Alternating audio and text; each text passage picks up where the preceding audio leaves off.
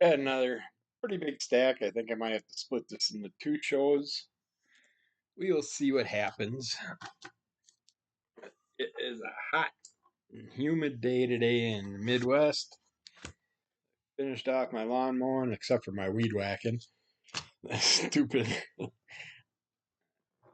spool ran out of string, and I have no idea where my box with my other spools is at.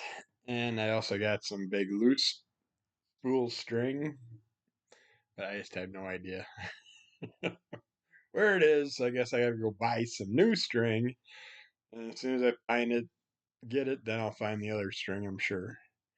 Always happens that way. That's why I have so much weed whacking spools and strings laying around. I just can't find them. All right, let's talk comics. That's more fun. This is The Mature Adventures of Captain Jack, number 8. I don't think I read any of these before. It's by Fantagraphic Books. I do like the Captain Jack character.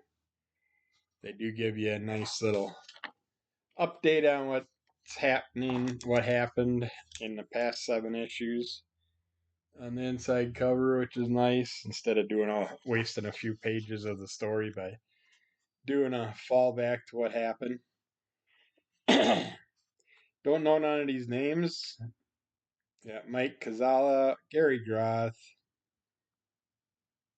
Oh, Gary Groth was the editor. It looks like the main person that did it was Mike Kazala.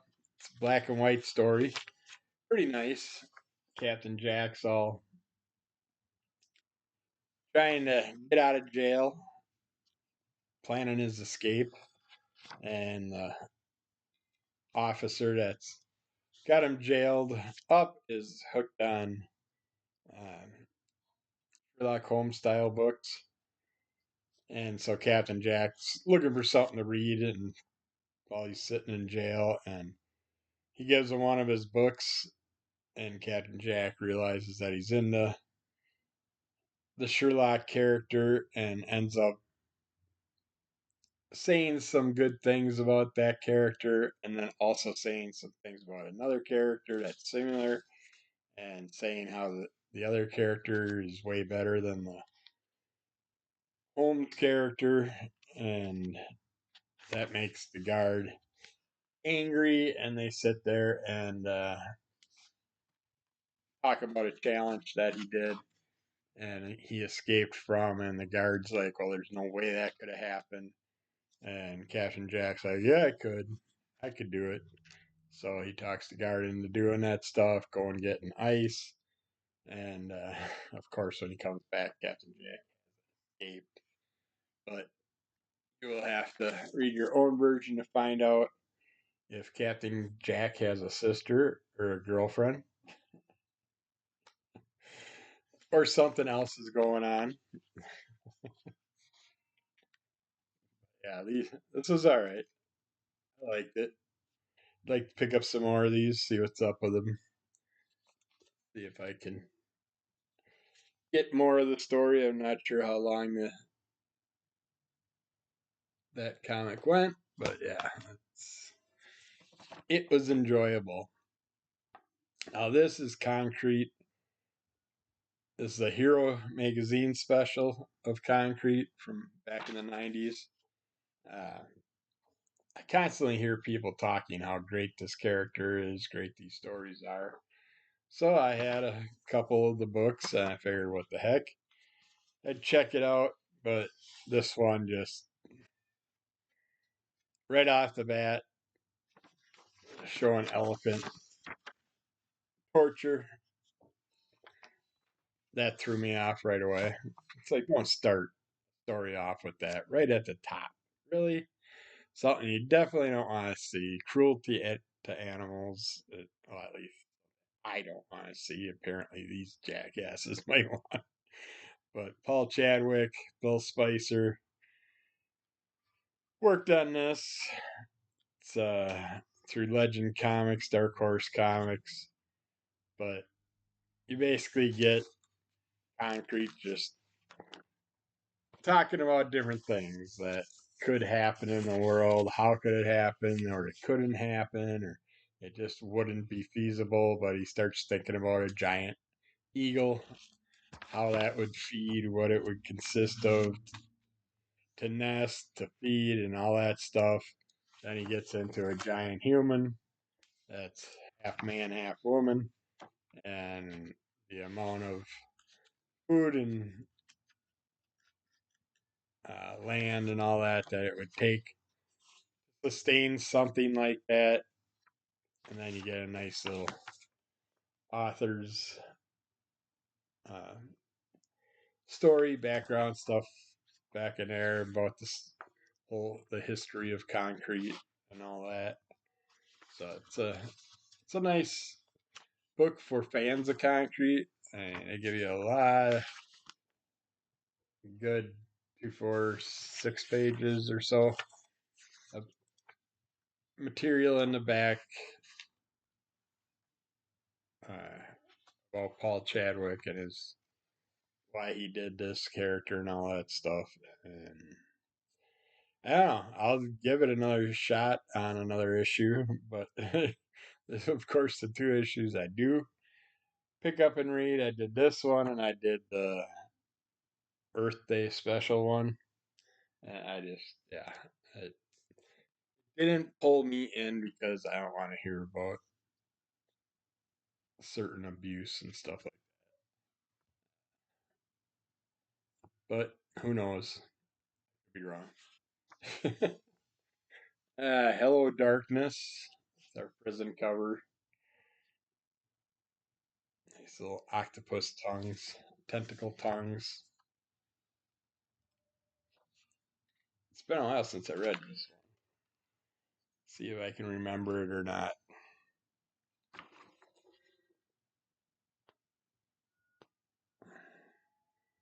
So I got someone that's got some anger issues that is bummed out because family members ended up racing a horse that ended up getting injured a leg, and of course, if you know the history, again, animal abuse. It's everybody's got to go towards it. If a horse injures its leg, it's never going to heal, so they usually put him down. This kid isn't happy about that. Goes out and goes to have a cigarette and starts talking about how he'd like to just burn the whole world down. And while he's doing that, his horse appears all in flames, and they go off and do some things. Some people that wrong them, and some other certain horse riders show up to meet with them. They're short stories, so I really don't want to give them away. There is a raccoon story called Shit Can. You get to find out about the guy having a problem with the raccoon, and we eventually see how the raccoon and the guy kind of like intertwine, connect, have similarities and stuff. You get some uh, like a little story about something going on that in a tunnel, I guess you could call it. And there's someone putting not a mural, but more like information on the concrete walls. And there's fun intermixing twist in that story. So easy to ruin these. Uh, just a little something that you could say. Uh, let's see, this one, The Void That Lived in the Manor. This is a ghost story. and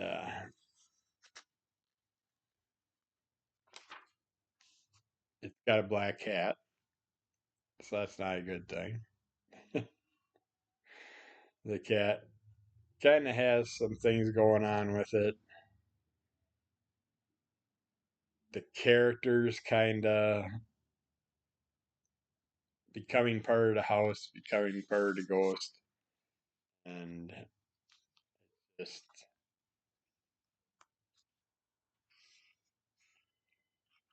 it's like, is the cat real? Is the cat fake? Is the cat his pet?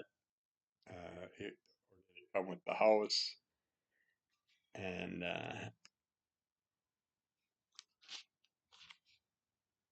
the cat's the main part of it, but yeah, it's so easy to ruin. Have the hack single page thing with a few different little horror post stories going on there. And then this one,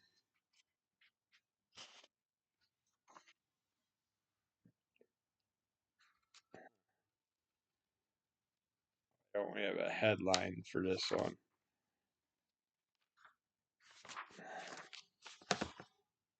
And this person's got some major depression going on, and their friend wants them to be back to their normal state.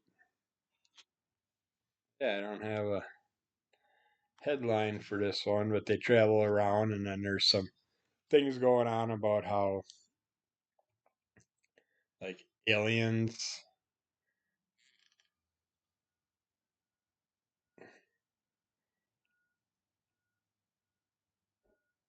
There's an attachment to cities. They kind of like decide to take control of the cities and stuff like that. But the way they do it, it's very interesting, but it's gonna kind of a way to collect the human race, yet destroy the human race. I don't know why it doesn't have a headline in here. Okay, it's really tiny in the last page. It's called Gas Station Snack. Like, the gas station snacks are kind of like a representation into the people and the being taken. And it's like they're their own, they're someone else's snacks. But yeah, still enjoy these, but I have decided to drop off them because I figured they'd go up to 13. The evil number 13, Friday the 13th, and all that. I figured they'd stop it there, and then maybe in the future do a volume 2 or something. But the way it looks, it's going on for a while yet, so I don't know what my last issue is. It's probably 13 or 14. This is issue 11, so probably got at least 2 issues left. Hyde Street, our little evil demon child, is trying to trap this Frankenstein style character. I always like this. I love the Dr. Jelly little advertisement parody thing in the front.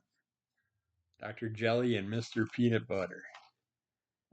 Geoff Johns and Ivan Rice working on this, of course. Danny Mickey and Ivan Rice doing the art.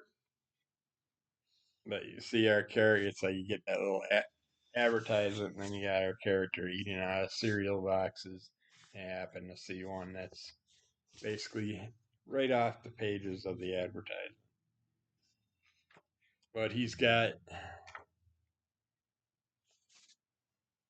some plans to do a monster hunt, and because of it, he's got an old mask that someone warned him about that he takes with him on his monster hunt. He runs into someone else during his monster hunt, but he is mainly obsessed with catching this character using this giant bear trap that he's got. But this stranger just keeps reappearing, even though he's trying to get him to go away, and then he uses the mask and physically changes his body and appearance. But then once this straggler comes back, he uses him as bait. But this is what I'm talking about with Frankenstein character. One of my favorite ones when they cover his face and uh, you see all the body parts put together and stuff. The imagery is awesome. It makes him look a lot scarier. Just, I mean, it's basically a creature that's blind but can see. I like that style. I mean, this is a beautiful two-page fold-out with a variety of monster type characters on it. But basically, you're gonna get a story. There's I could just keep showing you these pages, but there's just so much goodness in here. I just love all these creatures basically ripped right off the Universal Monsters theme. But yeah, I don't want to show you anything to ruin the second half of the storyline. They have Bugsy Berry cereal, freight in every bite. Gives us our little bug character from the what you call it? What's the storyline? Got our little fly character that can't fly. Yeah, fun little play on that character. But you get to see what happens to our character when he hunts a demon, a piece of horror, a creature, and what his plans are and what happens during the hunt, whether or not he survives. Free comic book day, they had a I Hate Fairyland Once Upon a Time by Scotty Young and Friends. If you have not read I Hate Fairyland, I suggest picking this up. You get a really nice recall of everything that's been going on with our troubled girl who got trapped in fairyland and can't find her way out.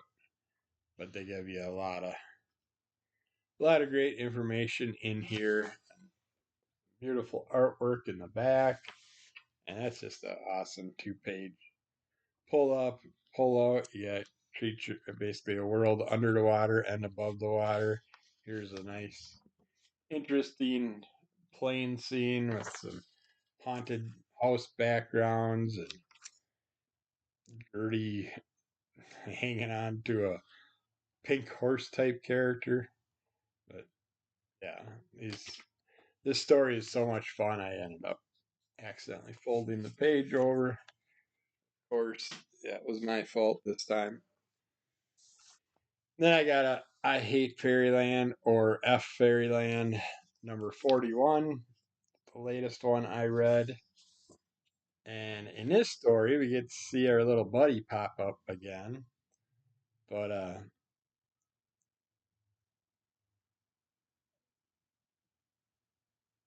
she basically has to do something, has to collect something. And she's gonna have to go through these different areas and survive them to get to what she wants. But starts her out in a tavern, of course,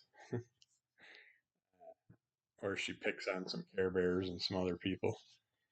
But then she starts her journey, and she has to go through these different dungeon things,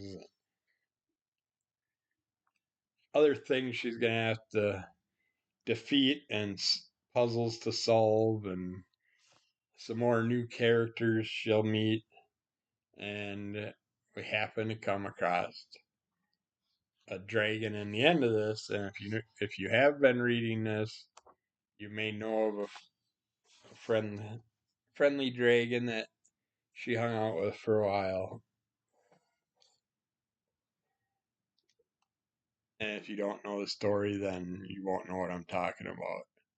But just expect that there's always a dragon at the end of some mythical journey that people have to take. So gotta be careful with that. I guess the stack might not be that bad since I got about a bunch of these comics, and I read the one thinking I got two different types of Jeff comics, and apparently then I realized that they're all the same. They're just Jeff the Land Shark #1. I got sketch covers, which have the awesome Jeff layout with Squirrel Girl and Tippy Toe on there. Uh, I like that. And I got another sketch cover. Then we got Jeff the Land Shark in that form. And here's another group. I got magic and stuff, so I was going to say this is going to be a Rivals cover, but no. I got a bunch of Jeff characters on there. Here's the one that I have underneath the sketch cover, which if I would have known that sketch cover was going to have that cover under it, I would have just bought another sketch cover. And then here's the Marvel Rivals Jeff the Land Shark. And in this story, Jeff's is done by Kelly Thompson, Tokita Koro, and Jim Campbell. NBC's Joe Caramagna. Manga. Uh, Basically, Jeff is hanging out in the park, then goes to the Sanctum Sanctorium, or Sanctum Santorium, or however you say it. Dr. Steffen's main hangout, but while he's in there, he runs across these snakes and a bunch of gems in a bowl that he's not supposed to touch. And he decides to mess with them, and each gem causes different effects to Jeff and his surroundings. And eventually, he ends up basically losing his shadow. His shadow kind of like gets taken over by a gem or a bunch of gems and just starts messing with Jeff and then takes off and disappears. And then he's jumping around trying to find his shadow, and he comes across Deadpool, and Deadpool's like, "What's up? What's going on, buddy?" Uh, they start hanging out for a while, and then Jeff finally gets it across to Deadpool that his shadow has disappeared, and he's trying to find his shadow. And Deadpool does some stuff to help him and stuff. But awesome story as usual. I think it's Jeff the Jeff verse. I thought was part of these too. That there's so. But hey, it's Jeff. I'm not complaining. I already know which ones I care about, so I don't really have to worry about the rest of them. Let's see. We got 1, 2, 3, 4, 5, 6, 7, 7, 3, 4, 5, 6.